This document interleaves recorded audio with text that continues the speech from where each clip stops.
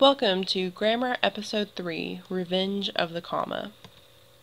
So let's get started by talking about how I'm going to present this to you. I'm going to use the hard brace numbers. Now we haven't covered in class what that is yet, but you'll see pretty soon how this is going to be helpful for you. So our first one, we're looking at hard brace number 12a. You use a comma before coordinating conjunctions linking independent clauses. Now what I'm going to show you with all of these is times when you are supposed to use a comma, and you can pretty safely bet that any time that's not one of these things, you should not use a comma. One of the most common mistakes you guys make is with commas, and usually that is putting too many. Every once in a while putting too few, but usually putting too many. So let's take a look. So if we're talking about coordinating conjunctions and independent clauses, those are from the last two videos. So an example, there is a Star Wars version of Angry Birds, and it is the best version yet. So you see we have two independent clauses like we talked about in the last video. There is a Star Wars version of Angry Birds, and then we have our coordinating conjunction, and it is the best version yet. These two sentences could stand by themselves, but they are not. We're joining them with this coordinating conjunction, and so we put our comma. Now take a look at how this one is different from the next one. There is a Star Wars version of Angry Birds and a Star Wars version of Monopoly. Notice we still have our coordinating conjunction, but it is not joining two independent clauses. We have our independent clause, there's a Star Wars version of Angry Birds, and this, after it, in a Star Wars version of Monopoly, is not a clause at all. There is not a subject and a verb.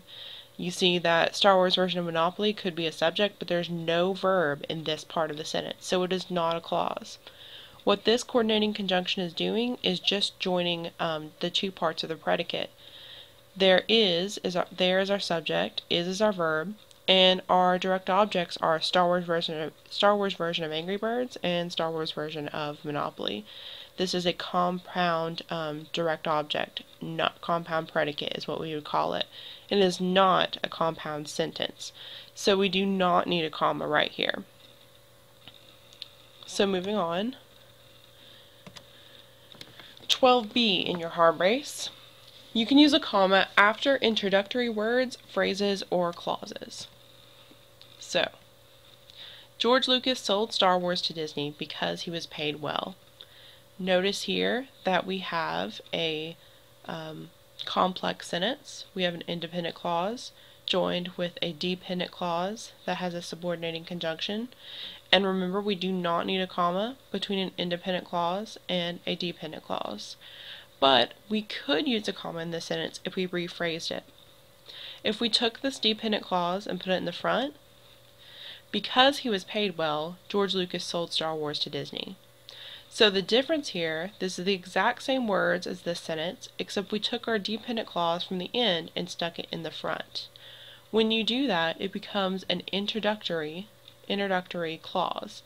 So as an introductory clause, we can put a comma here for ease in reading. Because he was paid well, George Lucas sold Star Wars to Disney. Now this works with things other than clauses. You can also use it with phrases such as prepositional phrases. So the first Star Wars movie was created in 1977. We don't need any commas here, but if we changed it, in 1977, the first Star Wars movie was created.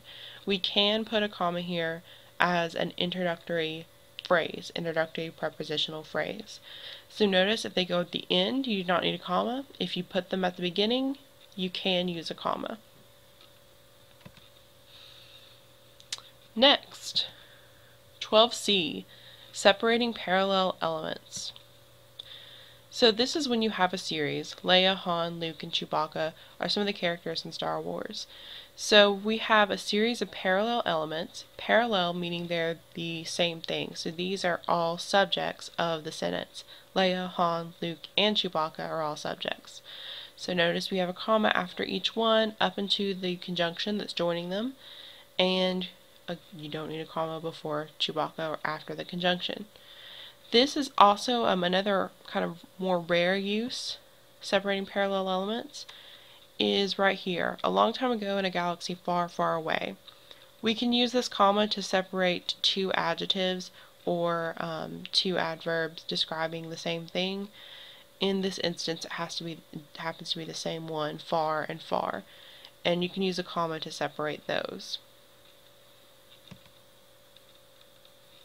And last, with non-essential or parenthetical elements. This one is the most difficult because sometimes it's the most difficult to be able to ascertain whether it is really a non-essential or parenthetical element. Let's take a look though. R2-D2, a small robot, is one of my favorite characters. So here we can set up a small robot in commas because it is a non-essential element. This is actually in a positive. So what it does is renames R2-D2. We could take this part out and still have the same meaning for the sentence. R2-D2 is one of my favorite characters. Same with this one. For this one we have a subordinate clause with a relative pronoun. R2-D2, who is a small robot, is one of my favorite characters.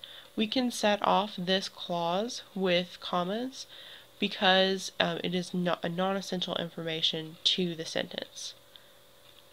That is one that you will need more practice with, and of course we'll do that in class. So remember these different steps, these different things you can use commas for, and remember not to use them unless one of these things is in play. You especially do not want to put a comma before a subordinate clause, and you also do not want to leave out a comma that is used with a coordinating conjunction separating two independent clauses. Alright, good luck. See you tomorrow.